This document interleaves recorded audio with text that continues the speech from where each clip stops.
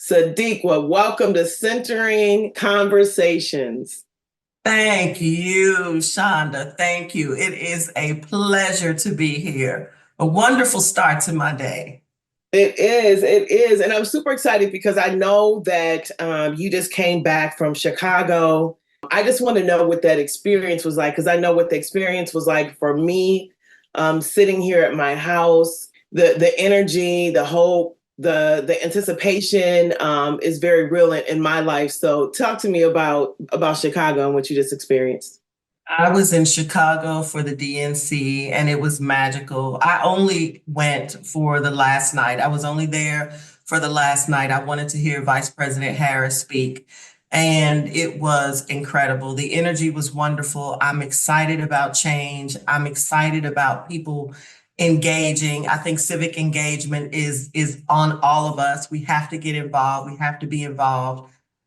It was remarkable to see such excellence. It was remarkable to see such unity. It was incredible to see the level of patriotism. It was absolutely beautiful. And I know there are a lot of people who feel like maybe their vote doesn't matter, or why are you still telling me to vote? And I say to them, I live in the city where Breonna Taylor was killed, and we just got an opinion the other day from a judge who said, although officers falsified the warrant, they are not responsible for her death, and instead they accuse her boyfriend, who fired a weapon, of being responsible. But of course, he was trying to protect her. He was trying to protect himself. He had a right to do that, and now he is being blamed. So that is discouraging for a lot of people, and we all need these moments that I got to experience in Chicago. We all need these moments to feel inspired, to be reminded that politicians and judges, they work for us, that we are the people and we get to decide. And so I feel more inspired. I feel encouraged. I want to go out, and I'm always, giving people rides to the polls, helping people to register. I've always done those things, and I feel even more, you know, just hyped up to do it, and to say to young people, especially, your vote matters so much. We are talking about, districts and wards where races come down to names and bowls, where they comes down to hundreds of votes. Your vote matters, your voice matters. And so I left the DNC in Chicago with an understanding that my obligation and my work had to be even stronger. And so it will be. And so it will Yeah. be. Yeah, it feels like a shift in the nation.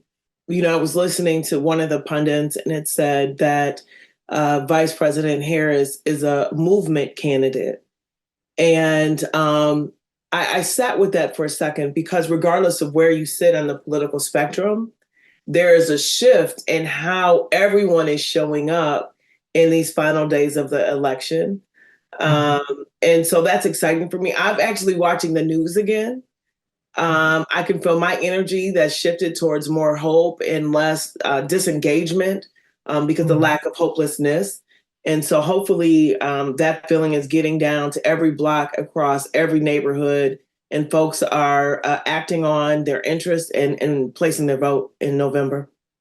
It's interesting that you say I'm watching the news again, because I was really ashamed to admit to people that I stopped watching. I've had a year or so where I just could not engage. I really felt like the level of stress and anxiety that my body was internalizing as a result of what I was seeing in the news media. It was very real for me. But because of what I do for a living, because of, the work, I really felt ashamed to tell people that. And more when I go into really conversations, when I get into conversations with sisters, that we are all saying the same thing. And I'll tell you what else, it's really beyond just us. Like, leaders everywhere, people everywhere, at every level in this society are exhausted, and we are being impacted emotionally,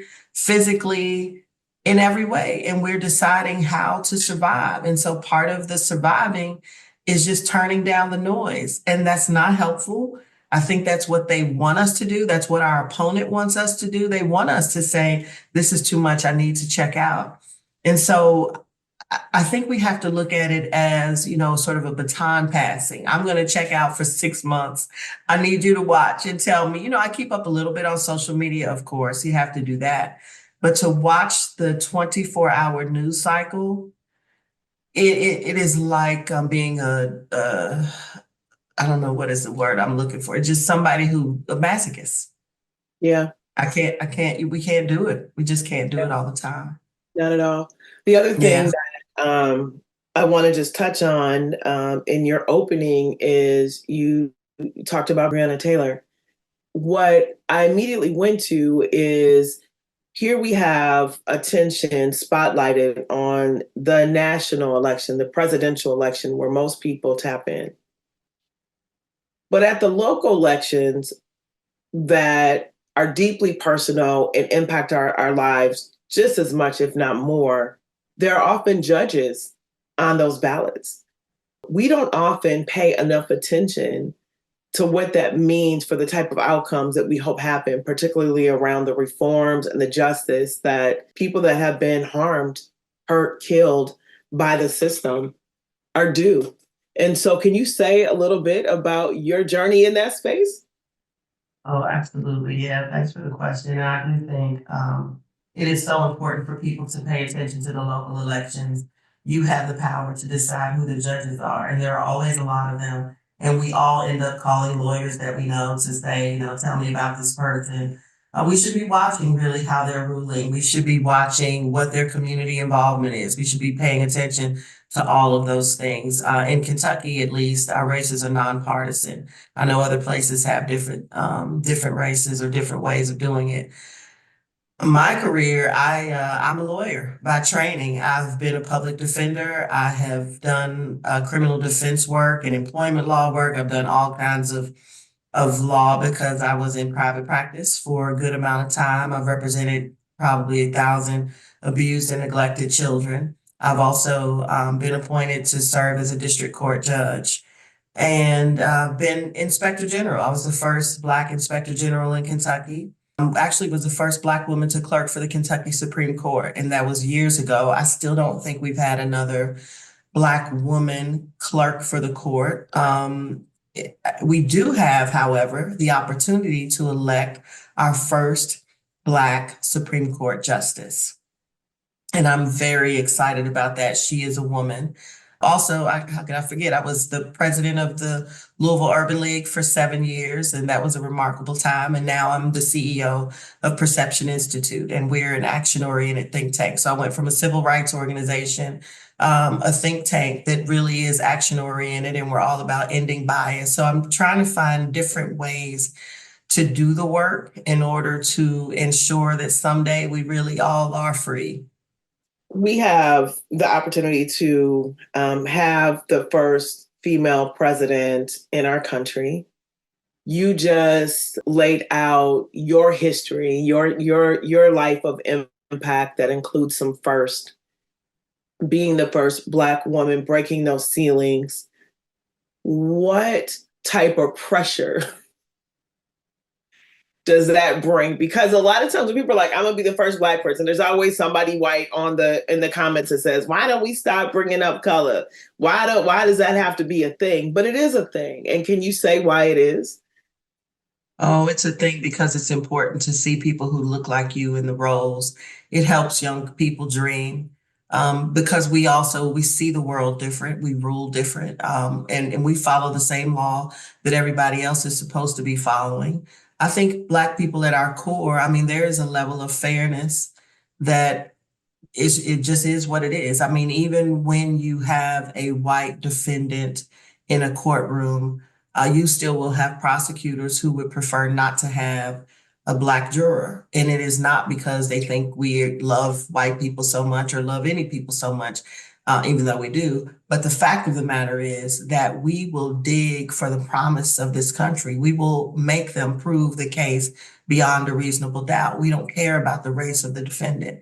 And I think we've always tried to be the best at modeling the behavior that we want to receive. And it just hasn't worked out so well for us. That being said, I think the privilege of being the first Black woman to do whatever, to being the first woman, it comes with a significant amount of stress, because number one, you don't want to be the only one. You want to be able to open the door for others who look like you. And I can tell you, I have had tons of criticism for my entire career. I've been criticized for hiring.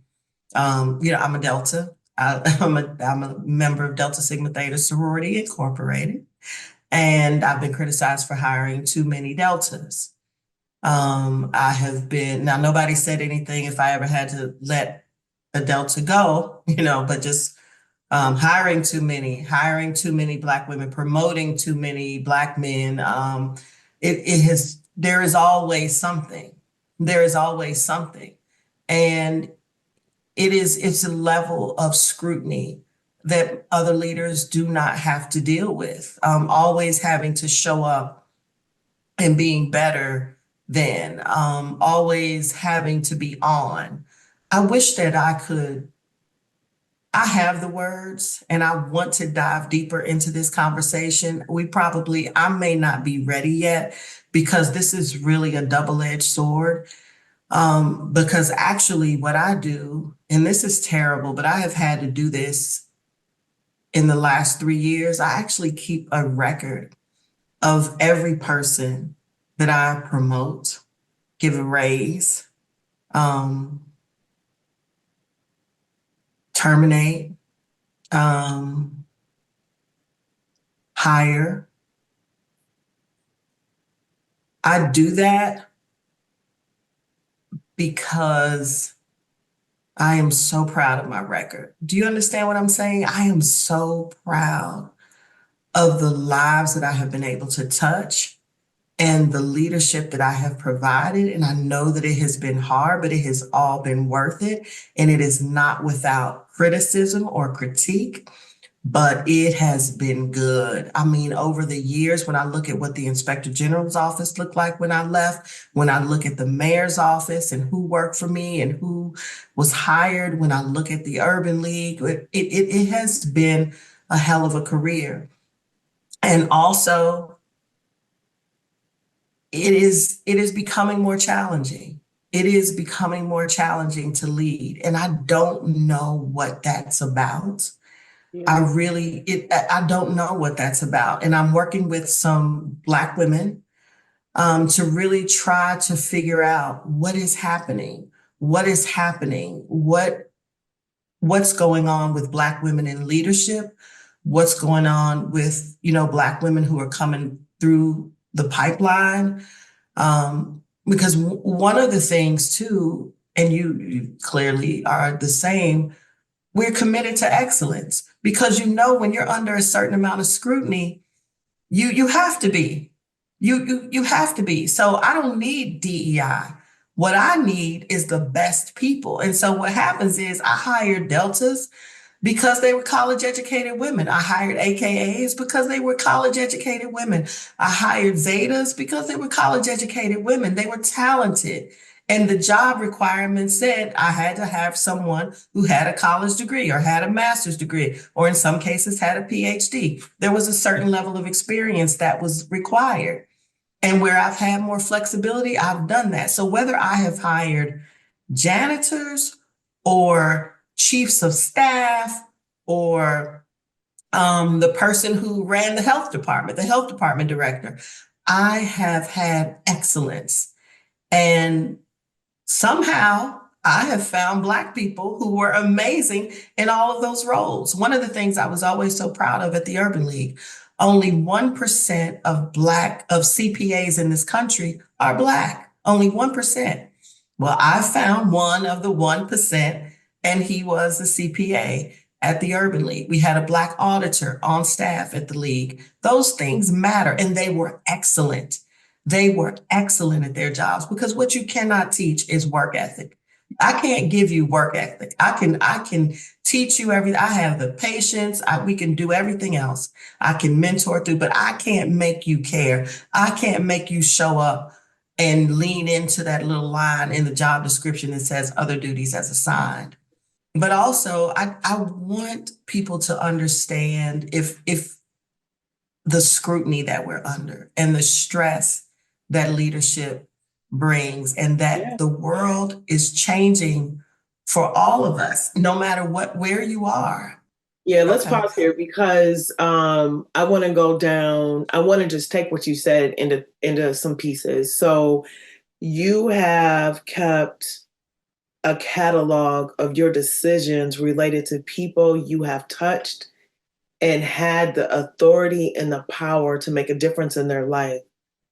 And I can see, if you all are listening, you should go to YouTube so you can see Sadiqa's face, because it it's meaningful to see how you are responding to that. And it's clear that sometimes we see the legacy as the title.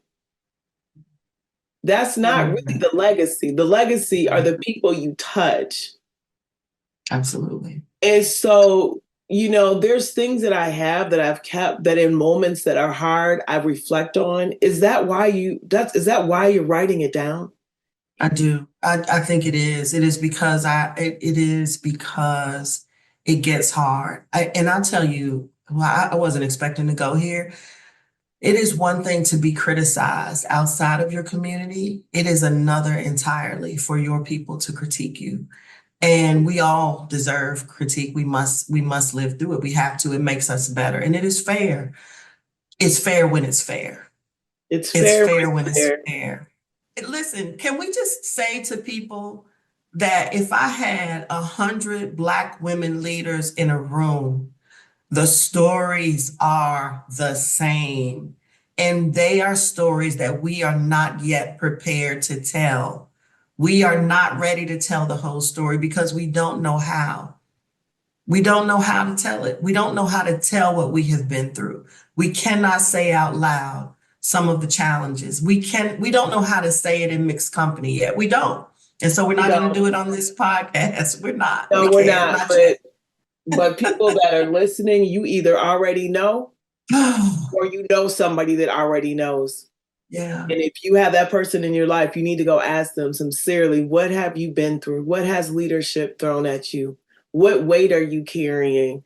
How can I lift the weight from you? If you want to be Mhm. an ally, an accomplice, if you want to be a friend, a supporter, right? Like, it is about opening doors, but it also was understanding that when those doors open, the weight gets heavier. And you need to have people that are willing to hear what that story is and be prepared to support you. Yeah. Yeah, absolutely. Absolutely. And people who love you enough to tell you when you're wrong and to say it in a way that to say that, because nobody is perfect. There's no perfection among us. God was the only one. And so we have to be corrected at times for sure. And I think sometimes, and I've found myself saying this a lot lately, when you put that CEO behind the name, somehow some people remove your humanity. They do. They do. They feel like you don't like you like, and I'm like, do you know who I am? Do you know what my life has been? Do you have any idea of my history of what I did yesterday? Do you know what I went through this morning? I come from where you come from. Listen, I don't want to even get into it because I don't want to get emotional, but I do want to create the space to tell the story. And I do think voice, vision, value has really helped us with this, really, by putting us in rooms and allowing us to be vulnerable and giving us space to say, sister, I am hurting. And somehow I have become the man to somebody, and I don't understand that. They are breaking my heart, and Yeah. I'm apparently breaking theirs, and I want to help. I need somebody to talk through this with me. I Yeah, need well, somebody to help me share your experience. And it has been remarkable and healing to be in space with other Black leaders. It has, I believe we have probably stopped some suicides because mhm. I tell you what, and that's real for me. My mother suffered from depression. Um, One of the things that I have to talk about is what depression does to Black women and how we feel like we have to be super women, superheroes, and we don't share, we don't tell, we don't admit how much we are hurting. And I think voice, vision, value, the connections, the conversations that are curated, the people that are put into rooms together to support one another. I think lives are being saved. I think people are being changed. I think people are being given the strength to go on because they know they are not alone and they know they are not wrong.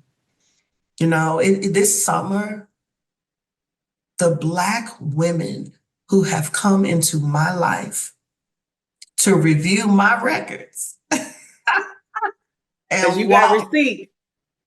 I got receipts. And the You world got has receipts. receipts because there's so much out there now. People know, they know who hired and who did what. And they, you look at the policies that you push to change. You look at things. Things take time. You can't always do everything you want to do in the first moment. But I am so proud of my life. And mostly because I, my mother, right? Like I'm so thankful to my mother left this world. I know she was proud of me. I know that my family is proud, and I'm just thankful that God has used me as a vehicle. And also sometimes I want to say, God, it's me. Like I'm not, I know you look, enough isn't, I'm tired. I'm tired. I I'm think that tired. one of the things that became very real to me, um, and I've said this before, but particularly when my mother was in hospice, Hmm. and it was during 2020, so it was COVID. She Mm, came home to so me sorry. 2 days before George Floyd's murder. She was actually, we're on Zoom. I'm in my office. This was where she was when she lived here and when she passed from here. She was in the very room Mm, I'm talking, right? And I remember it also being a time where there were, through the pain, lots of storytelling and laughter and joy. And I remember thinking, I finally have reached the age where joy and pain can coexist, mm, and where I understand how it can coexist without guilt, that's right. that I can both feel powerful and powerless in the same moment, or in a fleeting moment, that I can both feel strong and feel the weight, right? Like I began to examine the polarities that exist in one's life when you're choosing anything, right, to live, whether it's parenting, if you're the CEO of your house, or whatever it is, right? Like, and I think the weight of both the promise of the role that you're in and the possibilities of it keep us moving. But I agree. I don't think we talk about the weight enough. In philanthropy, I don't think that we are funding what's needed to manage the weight that leaders, and particularly women of color, are carrying.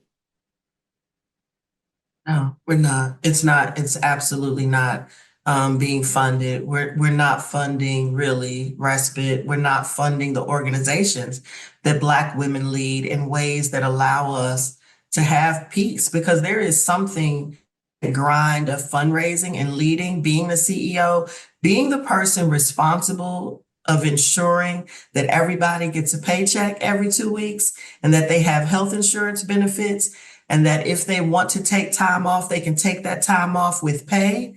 Being that person That is a level of stress that if you have not carried that, I just don't want you to have certain conversations with me. You do not know what it is like to go to bed and have to wake up and check a bank account to make sure everybody is okay. Philanthropy is not supporting our organizations in the way that they could be so that we could relax and really imagine a better world, create a better world, create and fill the jobs that need to be filled instead of trying to figure out how to cut back and how to cut this corner. We need philanthropy really to be organized around how to change the world and where to tap into our leadership to be able to assist us in doing that. And we aren't seeing it enough. There are certainly some fabulous foundations out here that are doing remarkable work, and I don't want to take anything away from them. And there are those that could do so much better, that could do so much more. And I hope that I hope we just keep pushing, we keep working towards that. Now, of course, you and I know with the Supreme Court ruling that somehow people think they have an excuse now to not fund diversity work. I think what we should be talking about is that we had a lot of DEI officers who never had the power to make change because they never had the staffs that they needed. In some cases, they didn't have the talent they needed, if we're being honest. They just saw a black face and hired them and said, okay, let's go with this. Okay, now, what if we actually funded those positions and funded teams to really do solid work around inclusion? What if we really made that our business instead of backing away? Because that's what I'm afraid of. And we're seeing it right around the country. You're seeing universities and or corporations that say, okay, we're no longer doing this DEI work. Why? Yeah. Why aren't you doing the inclusion still matters? It's still very important. And last week I gave a talk with a group of foundations. And what I said to them was, when in my lifetime, I can remember not having a seatbelt in the car. First of all, I remember not having a car. Secondly, I remember my mother's car not having a seatbelt, right? And I'm very young. I'm a very young woman. And now I can't imagine getting into a car without a seatbelt. Why? Because the data was there. We were having accidents and people were dying 45% more than they needed to, right? If they had just been restrained, they would have lived. And so this country decided that seatbelts were important. They had the data. Now, there were people all along the way who pushed. When you first heard about seatbelts, we need restraints in these cars. Americans were like, I don't want the government telling me what to do. I just want to ride in my car.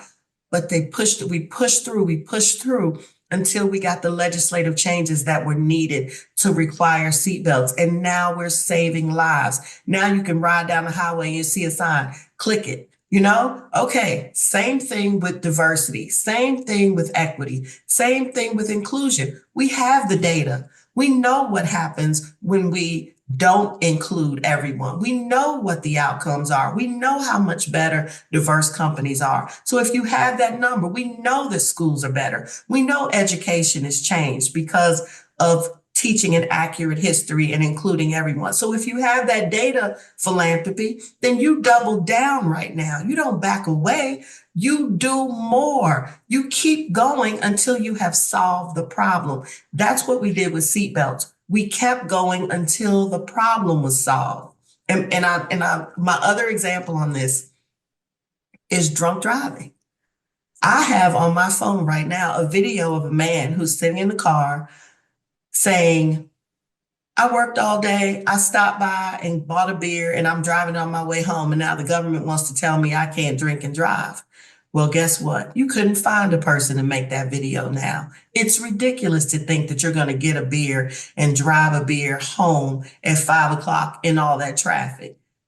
You push until you get the change. That's what Mothers Against Drunk Drivers did. They pushed until they got the change. So for philanthropy to tell us now, oh, we can't fund this work anymore. We can't, that's not the way you do it. You have the data. You push until you get the change. The work is not done. We have to keep pushing for the change that we know we all deserve.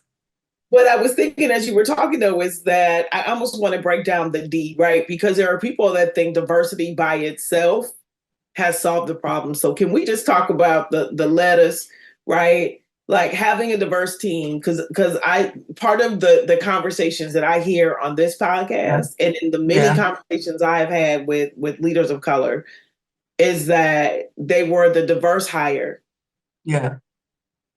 that ultimately have no voice at the table.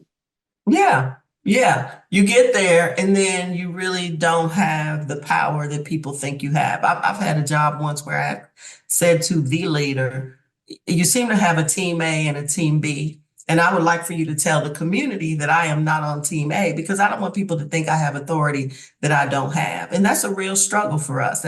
So making the hire and putting the person in the role, but then they don't have the power to decide. They don't have the power to choose. They don't have the power to bring others along. They don't have the power to influence how the organization is run or what things happen. I mean, that's not diversity. Diversity is really about inclusion. And it is about also how you change business practices because those people are there, because you are listening to those voices. They are being allowed to influence, the product, if you will. So it's not inclusion, but it is racist, right? What is racist? What are you saying is I racist? mean, it perpetuates racism inside of institutions when you think that just hiring diverse people by itself is the work. Like, how does it perpetuate? It's checking the box. Checking the box is never the work. If you are doing the thing and you're checking the box, that is never the work.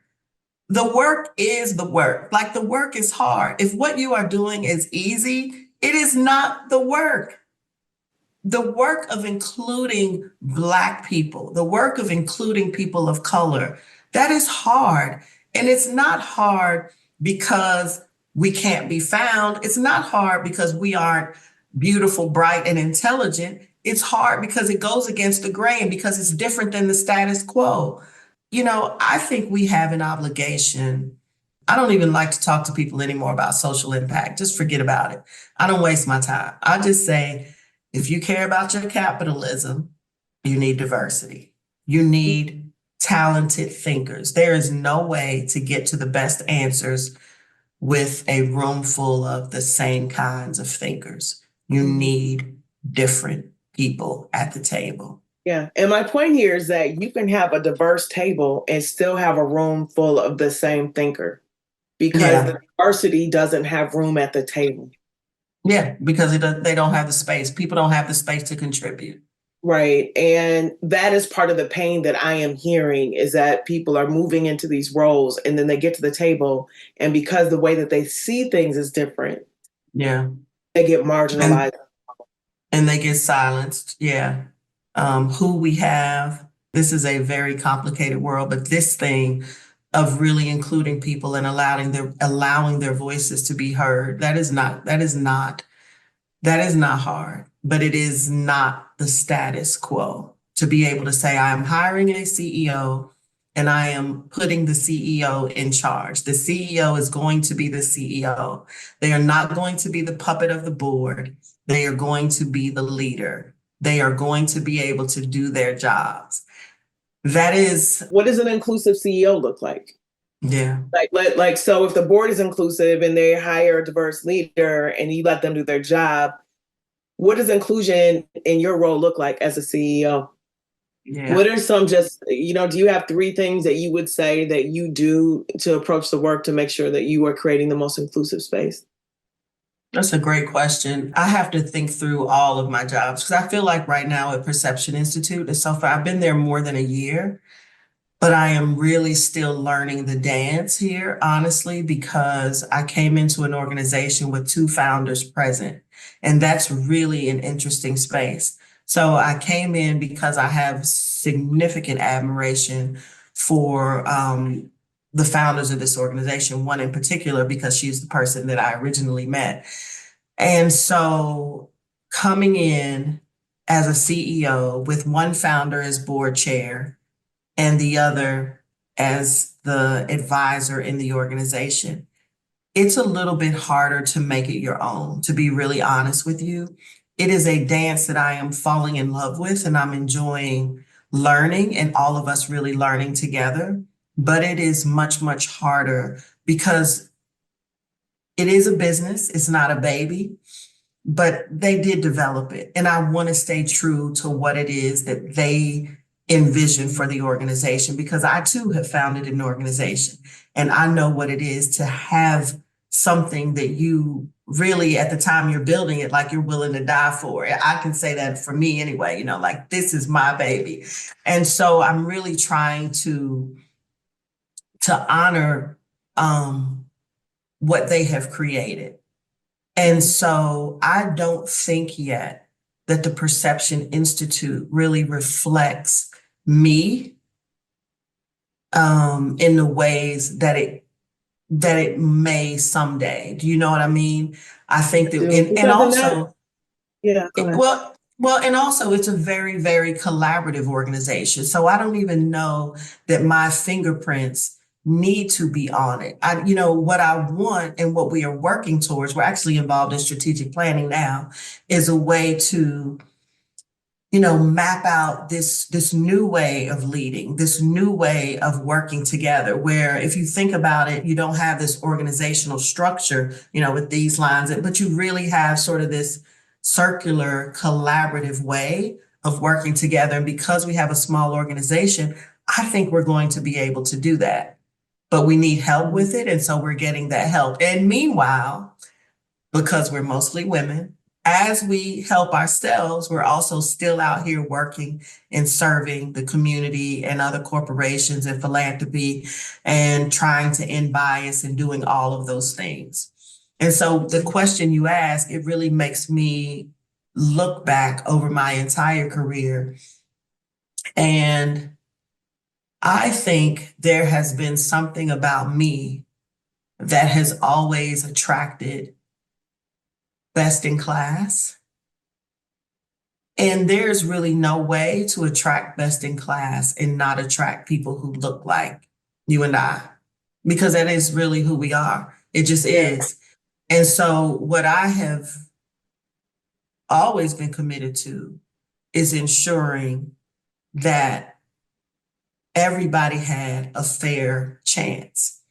And as it has played out, I've always been in a position to hire a lot of people who look like me and promote a lot of people who look like me. And that doesn't mean that white people haven't worked for me. They have. I had, my staff was probably 97% Black at the Urban League, and those were people that I hired because that organization was about 26 when I started and about 90 when I left. When I think about the mayor's office in hiring, I remember being intentional about hiring and promoting Black women and men. I'm thinking about a particular position, Lord, several of them actually. So I had about 1,500 employees and 8 direct reports. And so you inherit staff and you usually have turnover because anytime there's change, that's going to happen. There's not a lot of ways around it. And so then you have to make sure that the net is cast wide as you backfill those positions. I think that's a real obligation for us. And to say to any HR team that would bring you resumes that do not represent the community you sit in or the country you seek to live in, you send them back. I've had a situation where I was in the position to make the recommendation, and the brother that I was recommending had the person with the ultimate sign off would not sign off on. And so I said, it's okay, but I'm done interviewing. I've made my choice. You told me it was my choice. And so this is who I'm recommending. This is a young Black man who I believe to be extremely talented and capable. And this is who I want for the role. And you said it was mine to fill. And the person who actually had to sign off on the paperwork would not. And so I said, okay, I'm no longer interviewing. I left it alone. And then about a month later, we had a situation and we had to very quickly hire somebody. And I got who I wanted. And so sometimes I've been in some standoffs and that has worked out. I mean, so there are a lot of Mhm. ways to do things, but the main thing is for people to understand your commitment. I'll tell you this too. I had the opportunity to build a $53 million sports complex, and we had the highest Black spend of any project in the history of Kentucky. But as we were building, we had complaints filed that our expectations were too high, that we were paying too much, that we required too much diversity. We had one white business owner who cursed us out. I feel like he knocked the table over. I don't want to say that. I can't. Something fell over. I cannot remember, but he was very upset. So of course he didn't, get the job. But people were really upset about the goals because my commitment was to Black people. I was running a civil rights organization and building. I would have access to $53 million and we ought to benefit. We were running a construction program so we could take somebody from construction class to construction job. And I intended to do that. But I also wanted to make sure that if there was an excellent architect in the world who happened to be Black owned, that's who we wanted to hire, and we did. And the project manager was Black. And so that was more important to me than even the local goals, because I do think it's important to hire local, but I think Black people across lines across geographic lines have been so discriminated against and so oppressed. Then when we have the opportunity to it be inclusive, when you are the person writing the checks, then our community ought to feel that. And so Yeah, that was yeah. a And I think at the wonderful beginning of the conversation, man, I got so many stories I want to just throw up in here because, Go you ahead. know, Throw 'em. man, I mean, I just remembered one of the things that you brought up for me is one is that when I have hired, first I was in this role and I was overseeing some schools and doing this. And I remember there was a school where there was a Black leader and there was an issue, there was a complaint, and they didn't bring the complaint to me. They brought it to the Department of Ed. And the reason for not bringing it is because they thought I was friends with the leader because she was a Black woman. And I had never met her. Like, I mean, before I got into the role. So there's these assumptions about relationships where people feel like they can minimize the role or go around you in the role, right? So I've had that. Then I was thinking about when I was on boards, right? I was on these two boards at the time. And, I love board governance. If you know me, I love board governance. So I was Yes, sitting on yes, these yes. boards and I was on two search committees. And they were making a decision about who the finalist was on the same day. So I had two back to back Zoom calls. And they sounded like the same organization making the same decision.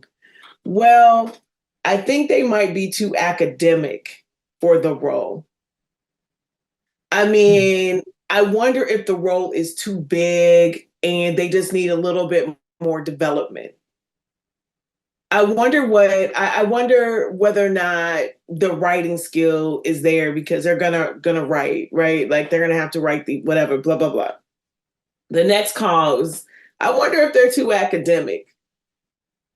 I wonder if they're too political for the role, right? Like, I'm just like, this is the same conversation. And so, in one case, one of the candidates, a Black man, withdrew. And I had a good conversation in an executive session and called him, and he came back into the role and then ran the organization masterfully.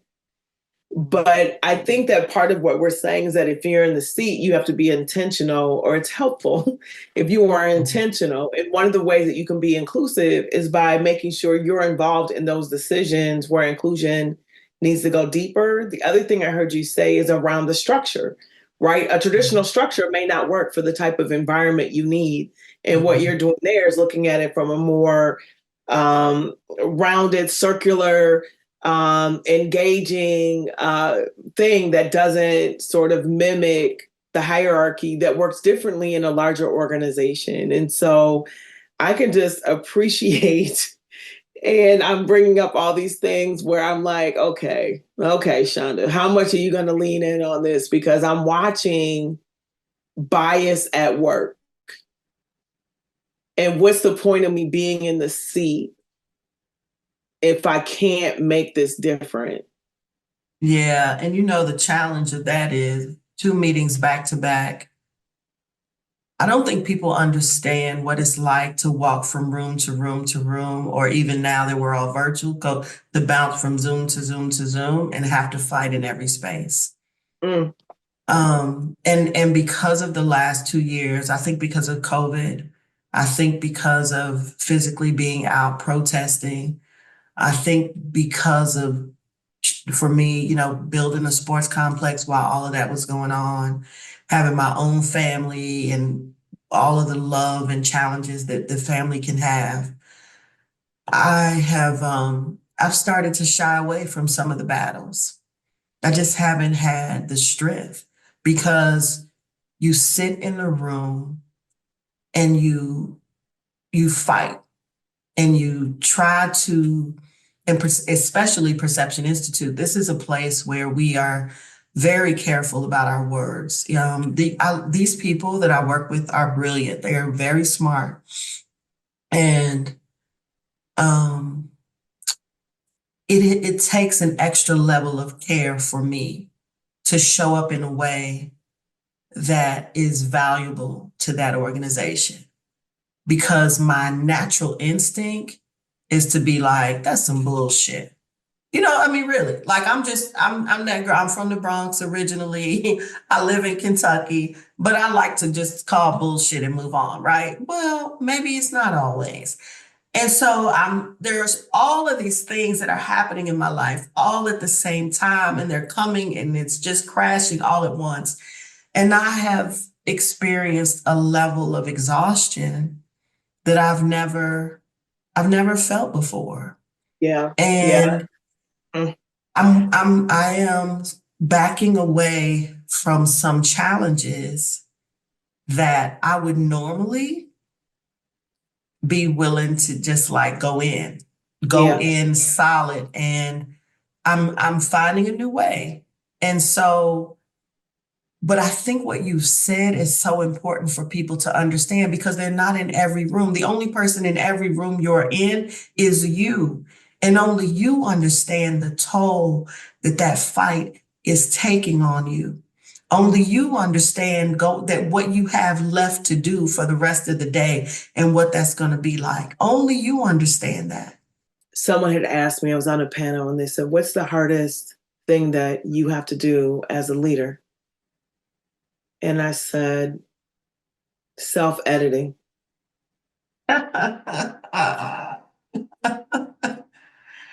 Ooh. Mm. Some days, the amount of time I have to think through what I'm going to say. And I remember folks saying, I know sometimes it takes you a minute to get to what you're trying to, whether or not you appreciate this idea or not. It's like, oh no, I know how I feel. That's not what's taking me a minute. Right? It's taking me a minute to get through what can I say that will still allow me to be effective in this environment. And I'm sure there's a degree that all leaders face, but I am convinced, because I talk to a lot of leaders on this podcast, right? Folks of color, white folks, men, women. I can tell you, after the record goes off, the real story, the thing that is too vulnerable to share broadly, those stories look remarkably different. It's not that the weight's not there. It just looks remarkably different. Yeah. Yeah. I hear you. Mm-hmm. Self-editing it takes a lot of energy. It's like playing chess all day long. Yeah. It's a lot. But another thing that I think is hard, I'm not even going there today. Okay. That's the next podcast. Okay. The next podcast, we'll just all the way I keep saying I need like a after dark version or after the world Yes, version or whatever it is, yes. because if I could only share all the things. But one of the things I do know, and I've been, I've saved this thing that I've seen on Instagram. It's just this little quote. I'm sure I've seen it in other places, and it says, "Behind every successful woman is a remarkable story." And, remarkable to me means dynamic. It means windy, right? Like I have this necklace I often wear, and it really is a symbol of life windy journey, right? That it ain't all been uphill. And it ain't been a straight line. It hasn't been a crystal stairs and all the things, right? But what I do know is that we only get here with the support of others, right? We have to navigate those that aren't supportive. But there are so many people that have poured into my life in that they replenish when others are extracting. And the balance is so necessary. So, talk to me about the women, the Black women that have poured into your life, that have allowed for the ease of the journey just to be a little lighter. Yeah, absolutely. Thank you for letting me think about that. I love that. My mother, first of all, she was beautiful and brilliant and funny and compassionate and smart. And I said brilliant already, but she was all of it. She told me, just be the best. I don't care what you do for a living, but I just want you to be the best. So if you end up if you decide that you want to be a street cleaner, I just never want to get a phone call to be told that your streets aren't clean. Just do the best job you can. And so work ethic is very, very important to me. Betty Baye is a woman who came into my life when I was an adult. She's a national, she's in the NABJ Hall of Fame. She's a Black journalist. She is fabulous. And she is older than me. She's would have been my mother. She is my mother's age if my mother has survived. And she is remarkable. She is funny. She is crass sometimes when she needs to be, which makes her even funnier. She is in tune. She is in touch with what is happening. She is wise. She is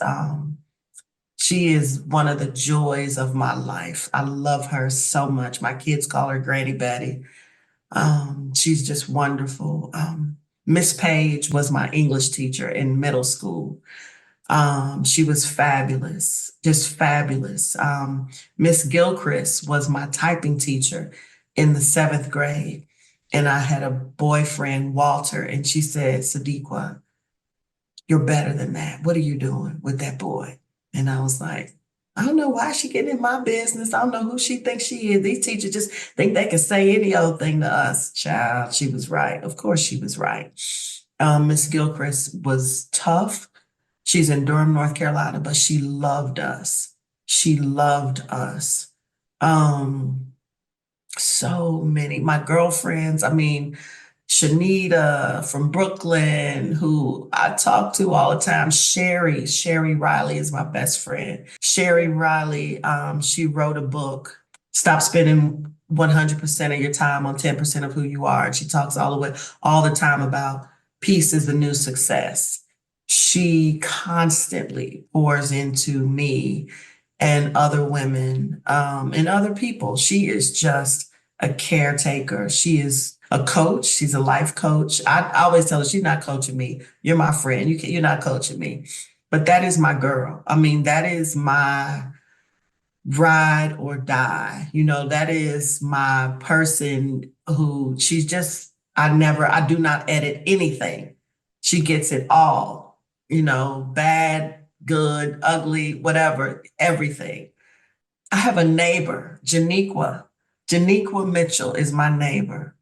Girl, when I tell you I could call her and say, I need help, she is just wonderful. Sometimes she'll come over for breakfast. And I'm not a person who has a lot of people anymore at the house like I used to. I live in a condo now. And so it's different. But Janiqua always comes, always welcome, her and the dog.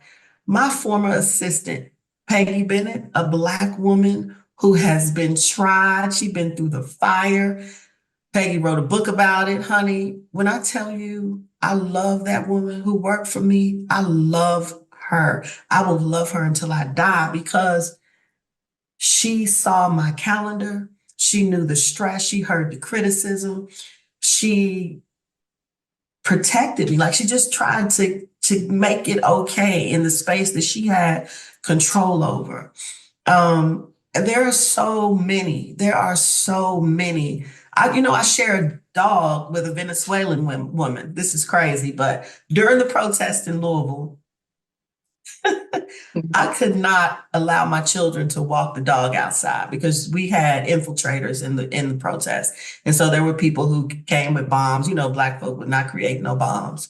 Yeah. And so I wouldn't let the girls, go out at night to walk the dog. And so I had to send Stitch to Chabella's house. Well, Chabella fell in love with my dog, and now we share the dog. And so she's a Venezuelan woman who has lived through her own hell.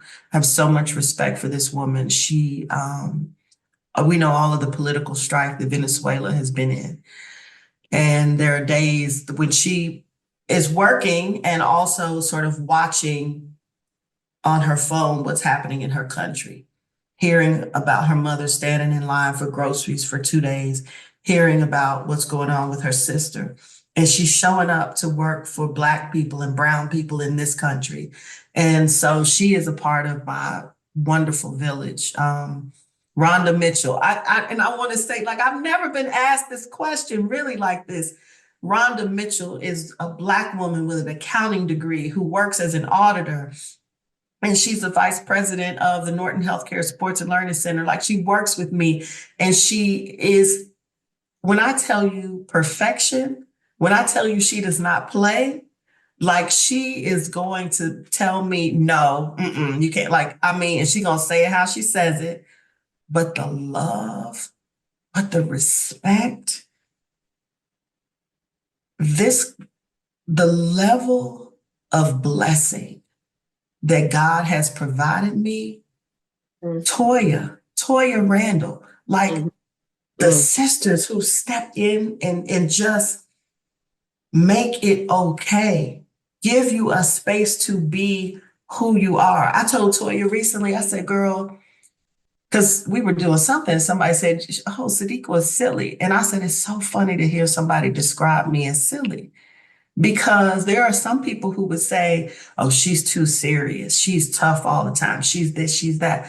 So and Toya said, it's because you let your guard down. It's because you feel safe. And when you feel safe, people get to see the whole you. They see your sense of humor because you're willing to expose them to it. When you have to protect yourself, you can't show up as your whole self. When you're trying to protect, because, oh, girl, let me tell you something. I have so many Black women. I know there are people who say I only have a small group of friends and tight friends. Listen, I have a big group of friends, and different people serve different purposes. There's somebody to shop with, which I hate shopping, so I never really want to shop with anybody. I want to go by myself and get in and get out. There's somebody to travel with, there's somebody to eat with. If I'm going to Thai, I call this part, just there's somebody for every part. And I know I would not be the woman I am if it was not for my cousin Simone, my first sister, my cousin Naz, my Hope Ayers, my sister in Atlanta that is a poet and an author and general counsel for Black Voters Matter. I got some girls that are down. You know what I'm saying? Really, really, I could call on them and they would show up. I was tearing up as you were saying the names of the women that are in your life. And if someone's out there and feels isolated, if you just do what Sadiqa just did, right? From birth, it was my mom. From middle school and elementary school, it was this woman. I appreciate the vision that you put out there, the voice that you bring to the table, the value that you have demonstrated over and over and over again in your life, in your work, in your relationships. So, Sadiqa, thank you.